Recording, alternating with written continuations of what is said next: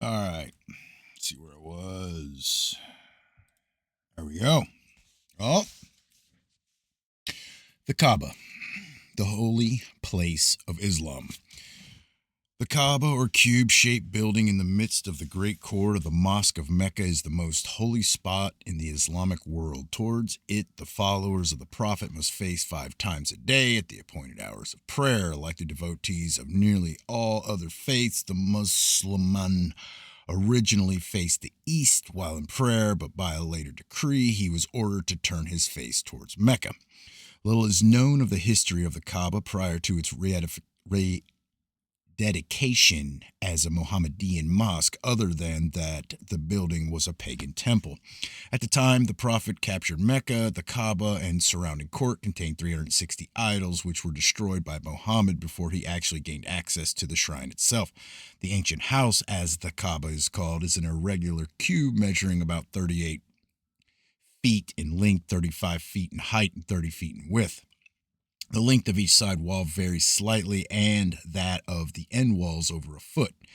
In the southeast corner of the wall, at the convenient distance, above the ground, about 5 feet high, is embedded the sacred and mysterious black stone, or areolite of Abraham. When first given to that patriarch by the angel Gabriel, the stone was of such shining whiteness as to be visible from every part of the earth, but later it became black because of the sins of men. This black stone, oval in shape and about 7 inches in diameter, was broken in the 7th century and is now held together by a silver mounting. According to tradition, 2,000 years before the creation of the world, the Kaaba was first constructed in heaven, where a model of it still remains. Adam erected the Kaaba on earth exactly below the spot in heaven occupied by the original, and selected the stones from the 5 sacred mountains: Sinai, Al-Judi, Hira, Olivet, and Lebanon. 10,000 angels were appointed to guard the structure. At the time of the deluge, the sacred house was destroyed, but afterwards was rebuilt by Abraham and his son Ishmael. For details, see Dictionary of Islam. It is probable that the site of the Kaaba was originally occupied by prehistoric stone altar or ring of uncut monoliths similar to those of Stonehenge. Like the temple at Jerusalem, the Kaaba has undergone many vicissitudes. At the present structure does not antedate the 17th century of the Christian era. When Mecca was sacked in AD 930, the famous black stone was captured by the Carmathians, in whose possession it remained over 20 years, and it is a moot question whether the stone finally returned by them in exchange for a princely ransom was actually the original block or a substitute. On the north side of the Kaaba are the supposed graves of Hagar and Ishmael, and near the door, which is about 7 feet above the ground, is the stone upon which Abraham stood while rebuilding the Kaaba. Various coverings have always been thrown over the cube-shaped structure. The present drape, which is replaced annually, is a black brocade embroidered in gold. Small pieces of the old drape are cherished by pilgrims as holy relics. Entrance to the Kaaba is affected by a movable flight of steps. The interior is lined with varicolored marble, silver, and gilt. Although the building is generally conceived to be windowless, this point is disputed. Access to the roof is had through a silver-plated door. In addition to the sacred books, the Kaaba contains 13 lamps. The great courtyard around the building contains a number of holy objects and is bounded by a colonnade, which originally consisted of 360 pillars. Opening into the courtyard are 19 gates, the sacred and significant number of the Metonic cycle, and also the number of stones in the inner ring of Stonehenge.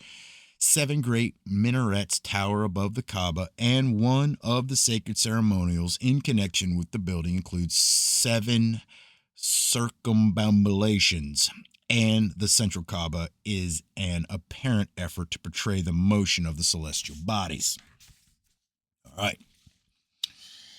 Aisha, questioned after the death of the Prophet, concerning his habits, replied that he mended his own clothes, cobbled his own shoes, and helped her in the household duties. How far removed from Western concepts of Muhammad's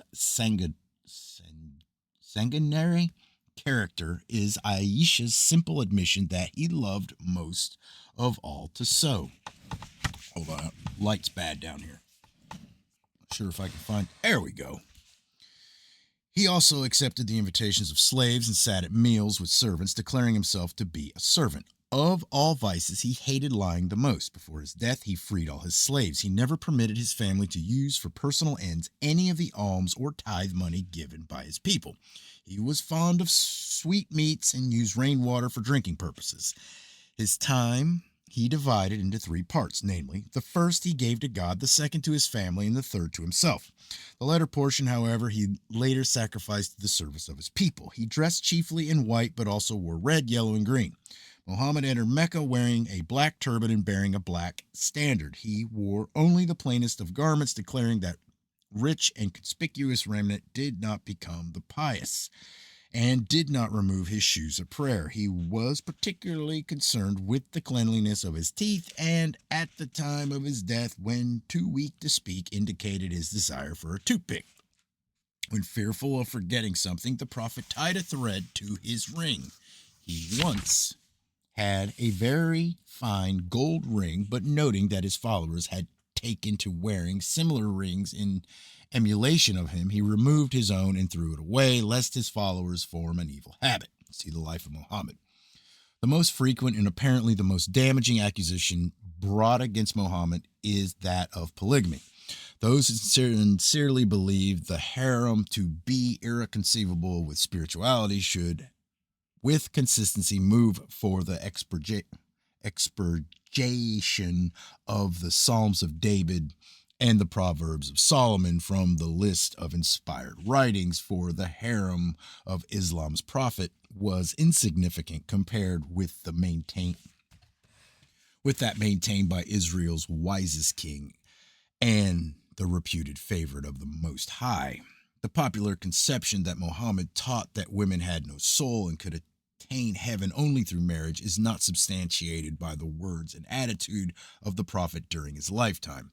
In a paper entitled The Influence of Islam on Social Conditions, read at the World's Parliament of Religion held in Chicago, 1893, Muhammad Webb states the charge and answers it thus. It has been said that Muhammad and the Quran denied a soul to women and ranked her with the animals. The Quran places her on a perfect and complete equality with man, and the Prophet's teachings often place her in a position superior to the male in some respects. Mr. Webb justifies his stand by quoting from the 35th verse of the 33rd surah of the Quran. Verily, the Muslims of either sex and the true believers of either sex and the devout men and the devout women and the men of veracity and the women of veracity and the patient men and the patient women and the humble men and the humble women and the almgivers of either sex and the men who fast and the women who fast and the chaste men and the chaste women and those of either sex who remember Allah frequently. For them hath Allah prepared forgiveness and a great reward. Here, the attainment of heaven is clearly set forth as a problem whose only solution is that of individual merit. On the day of his death, Muhammad told Fatima, his beloved daughter, and Safiya, his aunt, "Work ye out that which shall gain acceptance for you with the Lord, for I verily have no power with him to save you in any wise." The Prophet did not advise either woman to rely upon the virtues of her husband, nor in any manner did he indicate women's salvation to be dependent upon the human frailty of her spouse. Everything to the contrary notwithstanding, Muhammad is not responsible for the contradictions and inconsistencies in the Quran, for the volume was not compiled and did not assume its present form until over 20 years after his death. In its present state, the Quran is, for the major part, a jumble of heresy through which occasionally shines forth an example of true inspiration.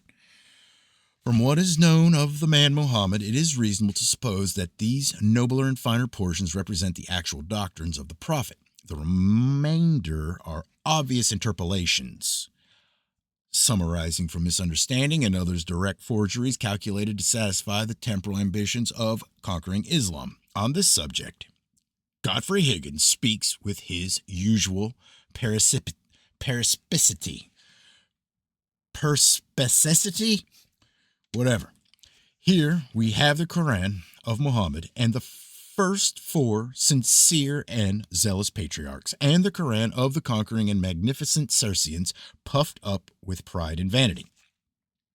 The Quran of the eclectic philosopher was not likely to suit the conquerors of Asia. A new one must be grafted onto the old to find a justification for their enormities. To the discerning few, it is evident that Muhammad had a knowledge of that secret doctrine which must needs constitute the core of every great philosophical, religious, or ethical institution. Through one of four possible avenues, Muhammad may have contacted the ancient mystery teachings. 1. Through direct contact with the great school in the invisible world. 2. Through the Nestorian Christian monks. 3. Through the mysterious holy man who appeared and disappeared at frequent intervals during the period in which the surahs of the Quran were revealed. 4. Through a decadent school already existing in Arabia, which school, in spite of its lapse into idolatry, still remained the secrets of the ancient wisdom cult. The arcana of Islam may yet be demonstrated to have been directly founded upon the ancient pagan mysteries performed at the Kaaba centuries before the birth of the Prophet. In fact, it is generally admitted that many of the ceremonials now embodied in the Islamic mysteries are survivals of pagan Arabia. The feminine principle is repeatedly emphasized in Islamic symbolism. For example, Friday, which is sacred to the planet Venus, is the Muslim holy day. Green is the color of the Prophet, and being symbolic of verdure, is inevitably associated with the World Mother. And both the Islamic crescent and the scimitar may be interpreted to signify the crescent shape of either the moon or Venus. The famous stone of Kaaba, Kibr, or Kabir at Mecca, says Jennings, which is so devoutly kissed by the faithful, is a talisman. It is said that the figure of Venus is seen to this day engraved upon it with a crescent. This very Kaaba itself was at first an adulterous temple where the Arabians worshipped Al-Azur, God and Isa, that is Venus. See Keneally's Enoch, the second messenger of God. The Muslims, writes Sir William Jones, are already a sort of heterodox Christians. They are Christians, if Locke reasons justly, because they firmly believe the Immaculate Conception, divine character, and miracles of the Messiah. But they are heterodox in denying vehemently his character of Son and his equality as God with the Father, whose unity and attributes they entertain and express the most awful ideas, while they consider our doctrine as perfect blasphemy and insist that our copies of the Scriptures have been corrupted both by Jews and Christians. The following lines are declared by the followers of the prophet to have been deleted from the Christian Gospels. And when Jesus, the son of Mary, said, O children of Israel, verily I am the apostle of God sent unto you, confirming the law which was delivered before me, and bringing good tidings of the apostle who shall come after me, and whose name shall be Ahmed. In the present text containing the prophecy of Jesus concerning a comforter to come after him, it is further claimed that the word comforter should be translated illustrious, and that it had a direct reference to Muhammad. Also, that the tongues of flame that descended upon the apostles on the day of Pentecost in no way could be interpreted as signifying the promised comforter. When asked, however, for definite proof that the original Gospels contained these so-called expurgated references to Muhammad, the Muslims make a counter-demand for production of the original documents upon which Christianity is founded. Until such writings are discovered, the point under dispute must remain a source of controversy. To ignore the heritage of culture received from Islam would be an unpardonable oversight, for when the crescent triumphed over the cross in southern Europe, it was the harbinger of a civilization which had no equal in its day. In Studies in the Mosque, Stanley Lane Poole writes, For nearly 8 centuries, under her Mohammedan rulers, Spain set to all Europe a shining example of a civilized and enlightened state.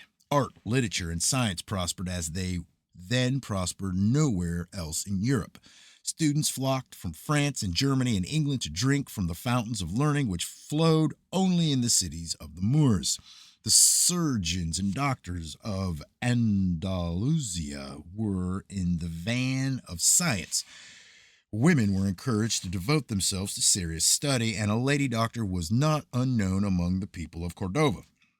Mathematics, astronomy, and botany, history, philosophy, and jurisprudence were to be mastered in Spain and in Spain alone. The library of original sources thus sums up the effects of Islam. The results of Mohammedanism have been greatly underestimated. In the century after Muhammad's death, it wrested Asia Minor, Africa, and Spain from Christianity. Christianity.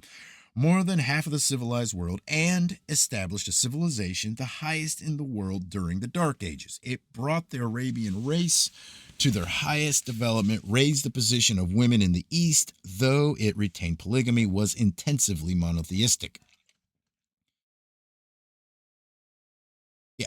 And until the Turks gained control, for the most part, encouraged progress.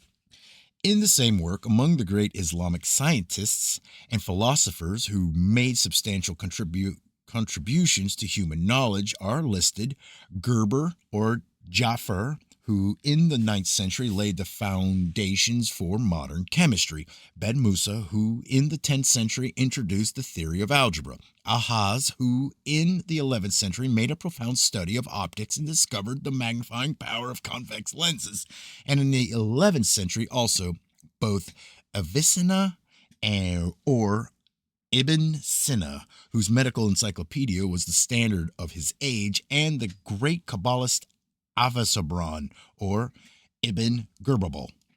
Ibn Geberol. Looking back upon the science of the Mohammedans resumes the authority just quoted. It will be seen that they laid the first foundations of chemistry and made important advances in mathematics and optics. Their discoveries never had the influence they should have had upon the course of European civilization, but this was because Europe itself was not enlightened enough to grasp and make use of them. Gerber's observation that oxidized iron weighs heavier than before oxidation had to be made over again. So had some of their work in optics and many of their geographical discoveries. They had rounded Africa long before Vasco da Gama. The composition of gunpowder came into northern Europe from them. We must never forget that the dark ages of Christian Europe were the bright ones of the Mohammedan world. In the field of philosophy, the Arabs started by adopting the Neoplatonism they found in Europe and gradually worked back to Aristotle. What means the subtle mystery of the phoenix reborn every 600 years? Faintly from within the sanctuary of the world mysteries is whispered the answer. 600 years before Christ, the phoenix of wisdom, Pythagoras, spread its wings and died upon the altar of humanity, consumed by the sacrificial fire. In Nazareth, the bird was again reborn from its own ashes, only to die upon the tree which had its roots in Adam's skull. In A.D. 600 appeared Muhammad. Again the phoenix suffered, this time from the poison of the Khyber, and from its charred ashes rose to spread its wings across the face of Mongolia, where in the 12th century Genghis Khan established the rule of wisdom. Circling the mighty desert of Gobi, the phoenix again gave up its form, which now lies buried in a glass sarcophagus under a pyramid bearing upon it the ineffable figures of the mysteries. After the lapse of 600 years from the death of Genghis Khan did Napoleon Bonaparte, who believed himself to be the man of destiny, contact in his wanderings this strange legend of the continual periodic rebirth of wisdom. Did he feel the spreading wings of the phoenix within himself, and did he believe the hope of the world had taken flesh in him? The eagle on his standard may well have been the phoenix. This would explain why he was moved to believe himself predestined to establish the kingdom of Christ on earth, and is perhaps the clue to his little understood friendliness towards the Muslim. Where's it at?